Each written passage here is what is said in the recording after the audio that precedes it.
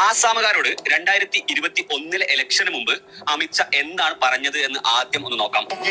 5 साल हमें और दे दीजिए, आसाम को बाढ़ मुक्त बनाने का काम भारतीय जनता पार्टी की. ഞങ്ങൾക്ക് ഒരു 5 വർഷം കൂടെ അവസരം തരൂ. ആസാം വെള്ളപ്പൊക്കമില്ലാത്ത വെള്ളപ്പൊക്കരഹിത സംസ്ഥാനമായി മാറ്റുന്ന കാര്യം BJP എത്തിയിരിക്കുന്നു എന്നാണ് അന്ന് പറഞ്ഞത്. ഇത് ഒരു പ്രകൃതി ദുരന്തമല്ലേ? നമ്മൾ മനുഷ്യർക്ക് അല്ലെങ്കിൽ ഗവൺമെന്റിന് ഇതിൽ എന്തെങ്കിലും ചെയ്യാൻ പറ്റുമോ എന്ന സംശയമുള്ള ആളാണോ നിങ്ങൾ? എങ്കിൽ ഒരു കാര്യം പറഞ്ഞു തരാം.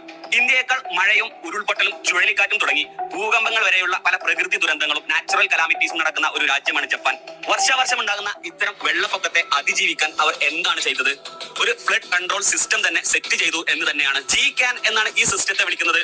1991 ഒരു വെള്ളപ്പൊക്കത്തിൽ ടോക്കിയോയിൽ മാത്രം 30,000-ൽ പരം വീടുകളും കെട്ടിടങ്ങളുമാണ് നശിച്ചു പോയത്. നിരവധി ജീവനെടുക്കാനും ഈ വെള്ളപ്പൊക്കം കാരണമായി. വർഷാവർഷം ഉണ്ടാകുന്ന ഇത്തരം ദുരന്തങ്ങൾക്ക് തലവെച്ചു കൊടുക്കാൻ ജപ്പാനുകാർ തയ്യാറായില്ല.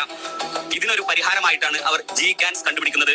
1992 പ്രവർത്തനം ആരംഭിച്ച് 2006 പൂർത്തിയാക്കിയ ഒരു പദ്ധതി. എത്ര വലിയ മഴ പെയ്താലും നദികളിൽ വെള്ളം പൊങ്ങിയാലും 6.5 കിലോമീറ്ററോളം നീളമുള്ള ഈ ടണലിലേക്കാണ് വെള്ളം പോവുക.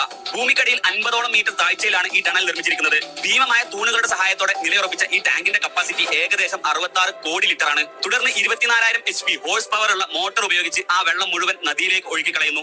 ഈ കാരണത്താൽ എത്ര വലിയ മഴ പെയ്താലും ജപ്പാനുകാർ സേഫ് ആണ്. ഇതൊക്കെ ഇന്ത്യയിൽ സാധ്യമാണോ എന്ന് സംശയിക്കുന്നവരോട്, സർക്കാർ ജനങ്ങൾക്ക് വേണ്ടിയാണ് നിലകൊള്ളുന്നതെങ്കിൽ ഈ രീതിയിൽ അല്ലെങ്കിൽ മറ്റൊരു രീതിയിൽ ഇതെല്ലാം സാധ്യമാക്കാം.